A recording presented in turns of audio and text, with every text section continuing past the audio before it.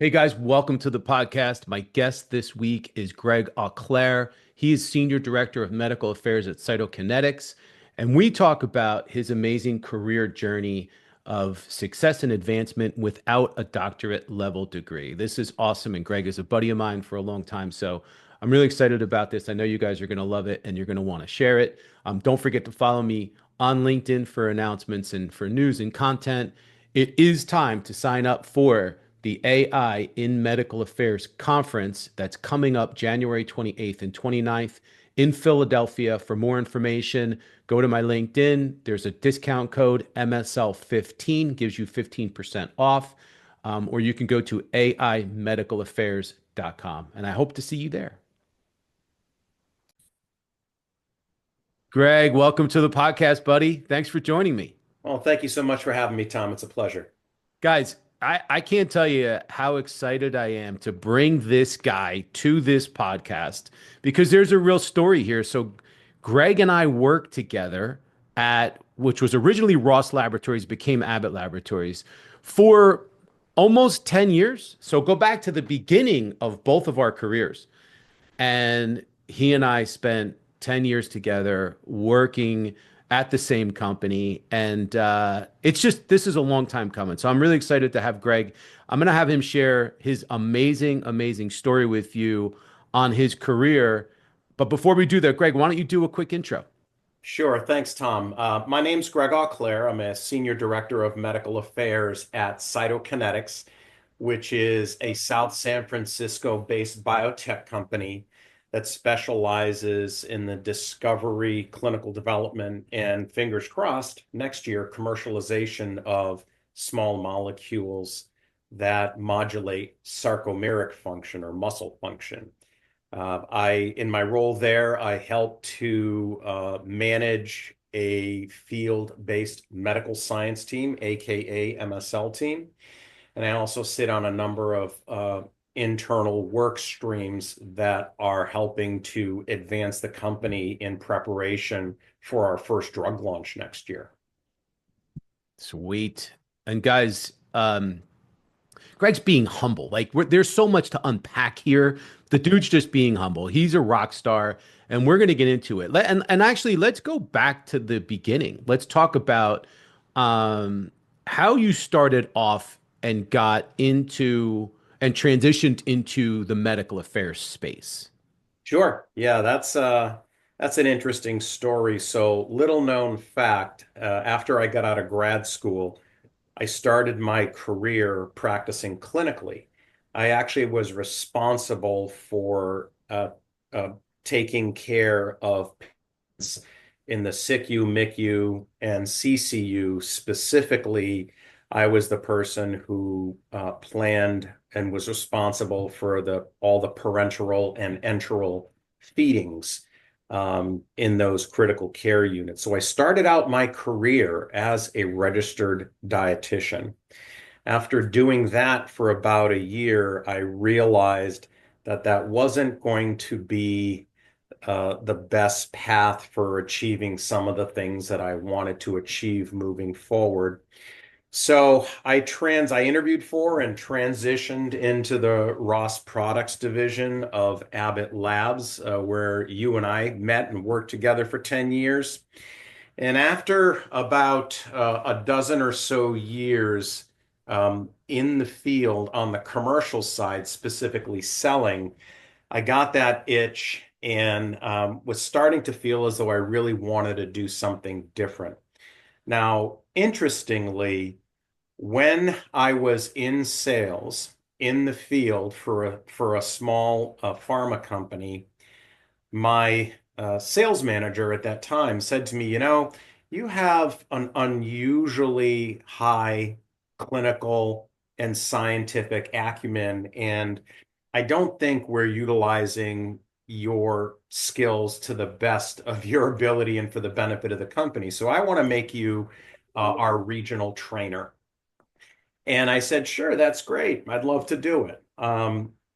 Coincidentally, around the same time, one of the doctors that I was routinely interacting with in the field in sales said, "Hey, you have a very strong knowledge and command of the data. Have you ever thought about becoming an MSL?"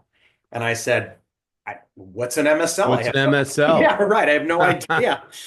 And he explained it to me, and I thought, well, that seems to align really well with my skill set. And to make a long story short, I ended up applying to a contract medical organization, which back then was known as Science Oriented Solutions, and Hmm. has since transitioned and morphed into the Medical Affairs Company, or as most people know them, TMAC. Hmm. And I was able to secure a contract MSL role with Science Oriented Solutions, working for GSK, helping to support their antiretroviral products in the HIV space. And after that contract ended, I was moved over to a new contract, which was for a smaller startup biotech out of the Boston area called Nitromed. And they were getting prepared to launch a new drug. I worked on that contract for about a year, and that ended. And with that 2 years of MSL experience under my belt, I felt confident that I'd be able to begin searching for a permanent role with a standalone company that wasn't contract. So, long story short, I landed one of those positions with a small private company out of New Jersey, and they ended up getting acquired by a big pharma, and I was able to interview for and obtain a MSL position with Medtronic Cardiovascular, specifically within their coronary business unit. And I did that position for about 8 years, unfortunately, as a consequence of some negative trial results for a very high profile renal denervation study.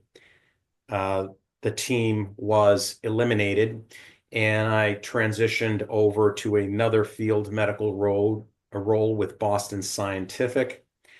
And after about 3.5 years in that position, I got that itch again and decided I wanted to do something different. So uh, this still kind of surprises me. I actually took a role with a biotech out of Cambridge, an in-house position in their marketing department. Oddly enough, they wanted someone who had a track record for being able to establish relationships with key opinion leaders and other HCPs, because the role that I took with them in the marketing department was an associate director overseeing HCP relationships. 2 years doing that, and I just realized how much I missed medical affairs. And I got recruited to come to Cytokinetics in the fall of 2019. And God willing, this is my last stop. It's a fantastic company, and I'm very happy here. So it's been quite the journey That's a over journey. over 35 years in industry. Yeah, That's a journey. And you are now a senior director of medical affairs, correct? that's correct. Yeah. So let me unpack that for a second. So here's a guy that, and by the way, I'm gonna spell this out. Starts out in sales, doesn't even know what an MSL is. Same with me. Like when I got into MSL recruiting, I was I I was recruiting salespeople at the time. I didn't know what an MSL was. This is a million years ago. So I fell into medical affairs recruitment in the same way that Greg fell into the medical science liaison role. Now, makes sense. He's way smarter than me. He's way more clinical than me. So I couldn't have pulled off the MSL role, but I can be a recruiter. So anyway, he takes on a bunch of different roles, went in-house, did the marketing thing, and landed as a senior director of medical affairs, which is extraordinary. And he did it all without a doctorate level degree. So I want to share with all of you listeners that maybe either don't have a degree or are worried that your experience may not be exactly what you think it should be to get that to that next stage in your career, listen to Greg's story. So the next question I have is, how challenging was it for you when you're interviewing positions that maybe typically require a doctorate? That's a great question. Years ago, Tom, 20 years ago, 25 years ago, there definitely was an expectation in industry that to take on a high science role like an MSL, that you needed to have a terminal degree, whether it be a PhD, an MD, a PharmD, etc. And the reason why is because there was a perception out there that having one of the D degrees, as we like to call them, um, is necessary for credibility. I don't necessarily feel that way. And granted, I'm biased because I don't have a terminal degree and I was able to get into the space and advance my career. Um, but I would say to people who would like to get into medical affairs but don't have a doctoral level degree, uh, do not be discouraged. You may get some pushback in the beginning, but keep at it and you will break into the space. And once that happens, it's all about proving who you are and what you know and what value you can bring, not only to the KOLs, but also the insights and other benefits that you can bring into the company from your relationships with key opinion leaders. And how did you do it? Like, what strategies or advice can you give people to help them? Because obviously, I think there's a lot of people that are going to be really inspired by this. But then, how would you recommend they go about doing it? Well, there's a number of different paths you can take. I chose a path where recognizing back then that I didn't have the doctorate and I didn't yet have experience as an MSL, I needed to find a way to kind of nudge my foot into the door so I could start gaining experience. And for me, I found the best way to do that was to get some experience through a contract MSL role. I really believe that it's a great opportunity for people who want to break into medical affairs with or without a terminal degree to learn what the MSL role is, to understand all the different responsibilities within the MSL role, especially how to form meaningful, deep relationships with key opinion leaders. And once you get that MSL experience on your resume, even if it's with a contract company, you're in a much, much better position and should be able to, in my opinion, leverage that into an MSL role with a standalone company. So I would encourage people to look into contract roles initially, and there's a lot of different companies out there that do contract MSL work. Yours does, Tom. The Carillon Group does. TMAC, or the Medical Affairs Company, Syneos Health, Amplify Health. There's a number of different companies out there that do contract MSL work with large and small pharma and device companies. So that would be my single best recommendation if you want to break into the MSL role, to gather some experience that way. I think it's great advice, and I think that this is a you described a journey Right. with a lot of different kind of side steps and to get to where you are now. And I think that people need to understand that this is definitely not a sprint, it's a marathon.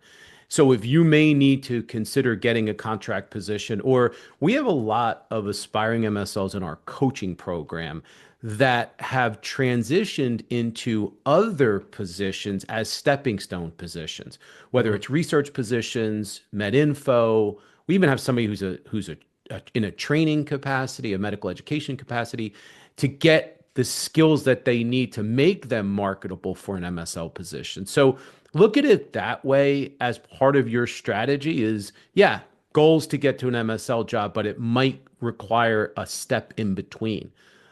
Now, That's a great point, Tom. yeah, Securing another position, or what I call within a sub function of medical affairs, whether that's med ed or med com or publications in a company, is a great way, especially for someone new trying to break into medical affairs, to understand how a corporate medical affairs department works and the types of things that they do. Once you're inside in that different type of sub-function role, you can gain tremendous knowledge about what the field MSL team does and better position yourself to put in for something like that if a territory opens up. I mm, completely agree with you there.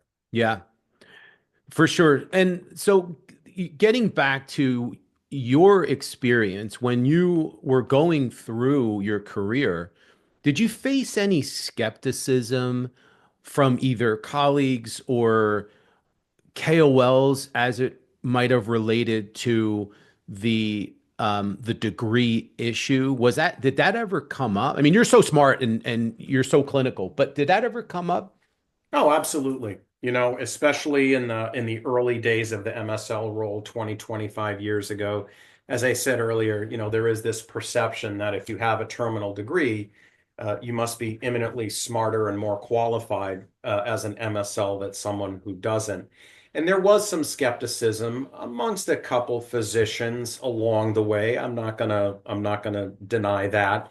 But ultimately, um, what that told me is I might need to work a little bit harder to demonstrate my value to that key opinion leader, such that, in simple terms, I could make them forget that I didn't have a D degree. You proved it. You proved it, and people came after you, seeing how clinical and how smart you were. You mentioned how people noticed your scientific acumen and your ability to communicate scientific information. Yeah. So you lived it. How important is branding and networking for folks that are trying to break in or prove themselves in an industry? Because you clearly branded yourself as a clinical expert. Talk to that piece of it a little bit. Yeah, it is. It's very, very important, especially for someone in the beginning looking to break into medical affairs, to network as much as you can. Ultimately, it's been my experience that for a lot of MSL positions that are in high demand or that people would really like to have, more often than not, it's because you know someone or you know someone who knows someone that can put you in touch with the company or the hiring manager. And that's directly a function of networking. Absolutely no doubt about that. In terms of the branding, to be very honest, I kind of let my resume speak for itself. I didn't put a ton of effort into quote unquote branding. For example, I don't spend much time on social media platforms other than LinkedIn, so I'm not tweeting out or sending out other things on social media platforms highlighting I did this or I did that. That was something that really didn't interest me. Perhaps I could be farther along if I did, but I chose not to do that, and I'm happy with my decision. It's also a different time now. Yeah. We're old school. I mean, we've been in Yeah. this game 35 Yes. years, right? This Yeah. branding thing is Yeah. relatively new, kind of Yeah. sort of. Yeah. And No I think doubt. it's more relevant now and more important. I mean, networking has always been important. Yeah. The branding thing I think is becoming more and more important, especially if you're trying to establish yourself in a career. You guys know I'm a big advocate of networking. I talk about it all the time. So Greg's giving you some really good advice. Getting back to the folks that are out there that may not have the doctorate level degree, that may be looking to either transition in their career or get promoted in their career. Have you noticed any shifts in hiring folks that don't have degrees? Has that been something that you've kind of seen over the course of the past few years? Absolutely. There's definitely been a shift towards hiring more MSLs who don't have terminal or doctorate degrees. And I think that's a function of one primary thing, and that is that um, companies still need to get their data and their scientific and clinical messages out to HCPs and key opinion leaders. And often, most physicians feel the most credible source for that information is a medical science liaison.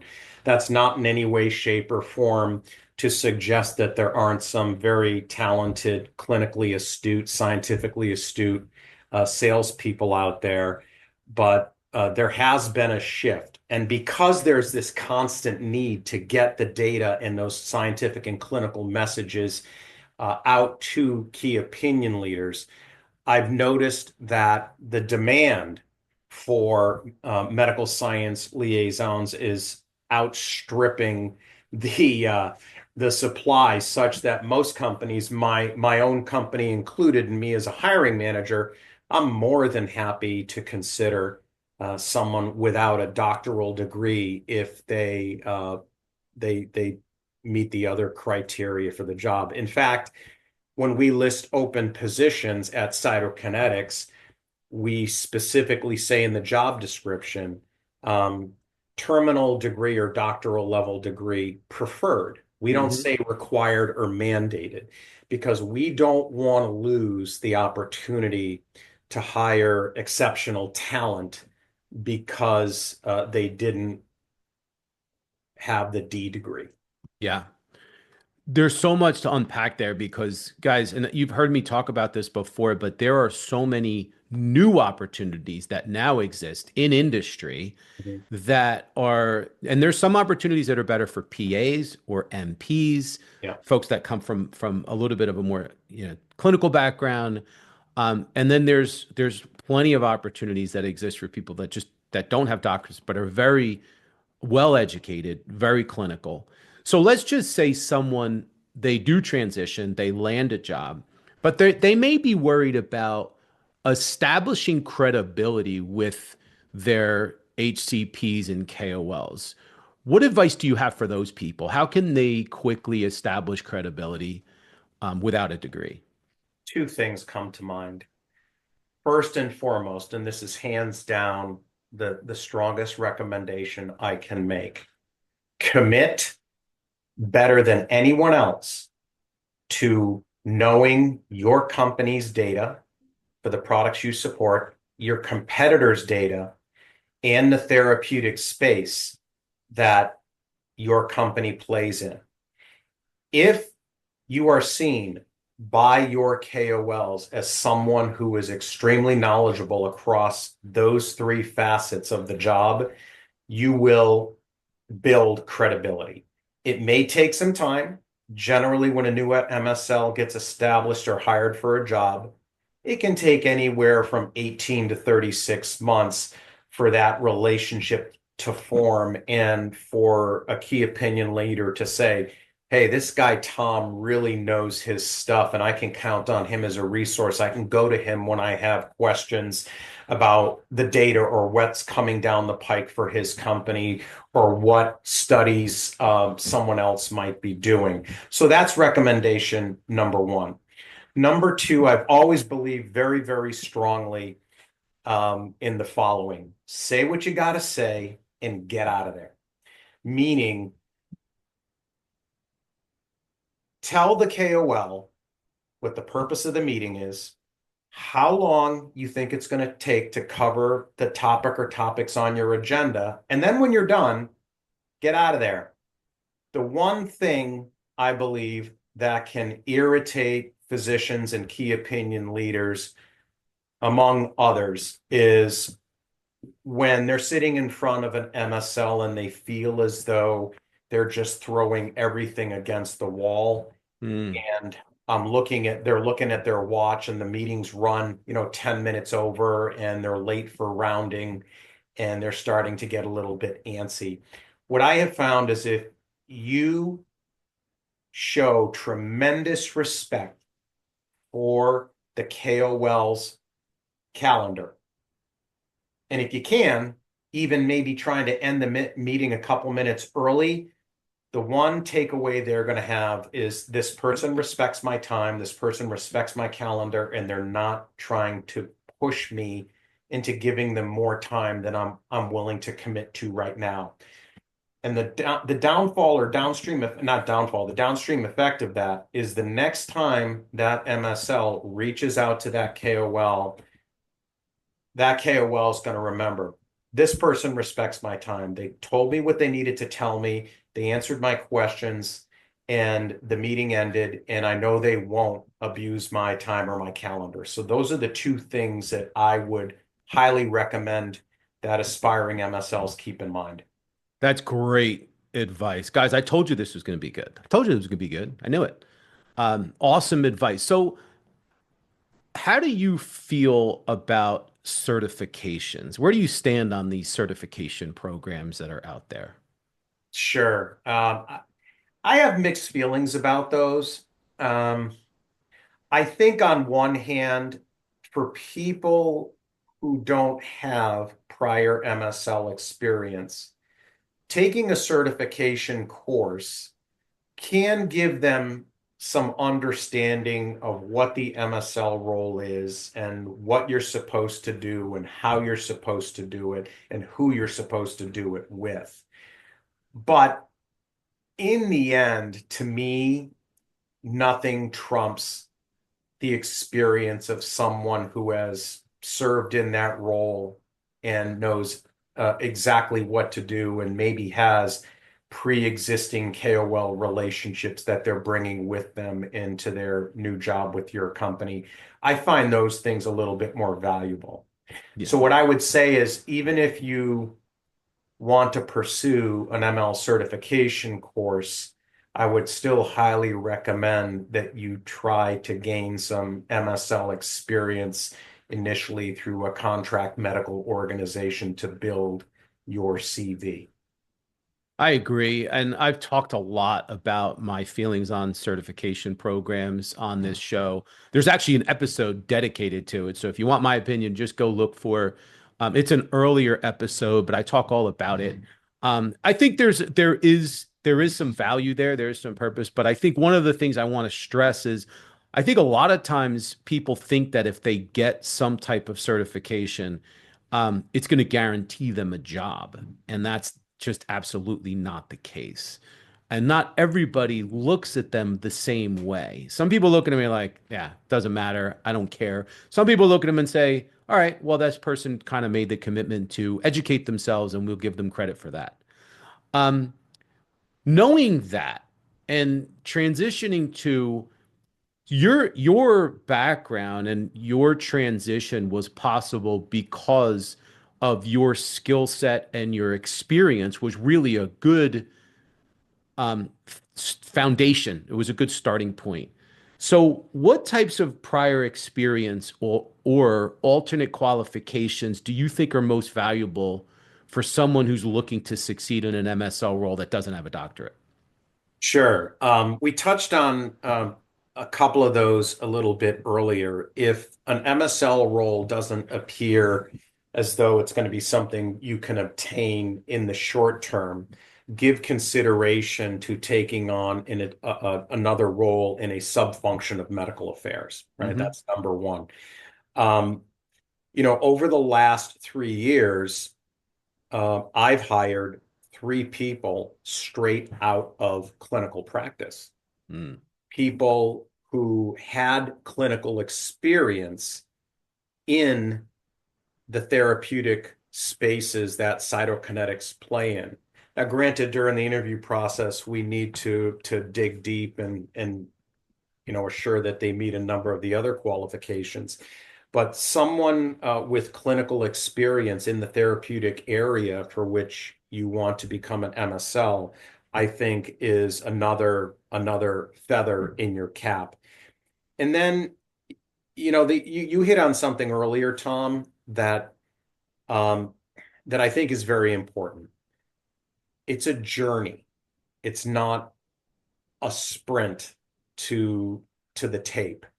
Um, so what I mean by that is give consideration to rounding out your CV with experience across a number of different companies, meaning large, small biotech, pharma, medical device. I even found tremendous benefit from having served on the commercial side of the business, initially in the sales role, and then the stint I did in marketing. It gave me a great appreciation for how our commercial colleagues think and the types of things that they need to consider and plan for as you're getting ready, for example, to launch a new product. So I found that incredibly valuable. The more rounded you can be with your experience, I think that makes you imminently more attractive as a candidate. Totally agree.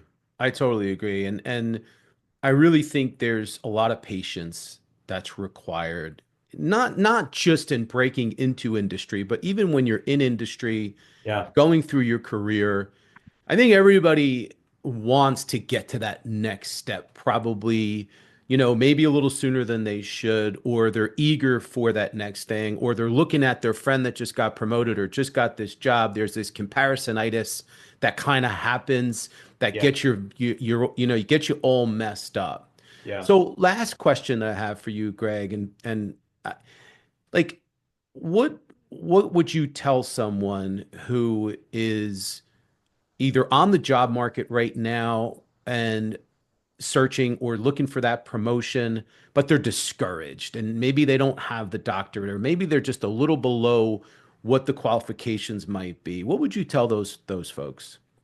Well, for someone who would like to pursue a career as an MSL, I would say the three P's: patience and polite persistence. Mm, It's going to take some effort. You might not do it initially, but if you are patient and you are thoughtful and you are politely persistent in your pursuit of an MSL role, I have no doubt you will break into the field and you will secure one. As far as folks that are currently in an MSL role and would like to be promoted, the best piece of advice I can give is approach your manager and sit down and develop an individual development plan that moves you towards consideration to be promoted. Different companies have different thoughts about advancing MSLs, but you need to understand in the company you're working for, what is that process and how do I go about doing it? And I believe strongly that it starts with a solid individual development plan, which you as the MSL needs to own. It's your responsibility to develop that plan with your manager, to execute the deliverables within that plan, and keep your eyes and ears to the ground about opportunities to be potentially promoted, even if it's in a different functional area within the company, for example, clinical development, that might be a good opportunity as well. awesome. Guys, I told you this was going to be amazing. Greg, thank you, my friend. This was something I was really looking forward to. I want to congratulate you on your tremendous, tremendous career and all your success. It couldn't happen to a better guy. So thank you for coming on. Thank you so much, Tom. Always a pleasure to talk to you. Yeah, man. And guys, thank you as always for your support. If you found value in this, please share it with others. As always, I love you all, and I'll see you next time.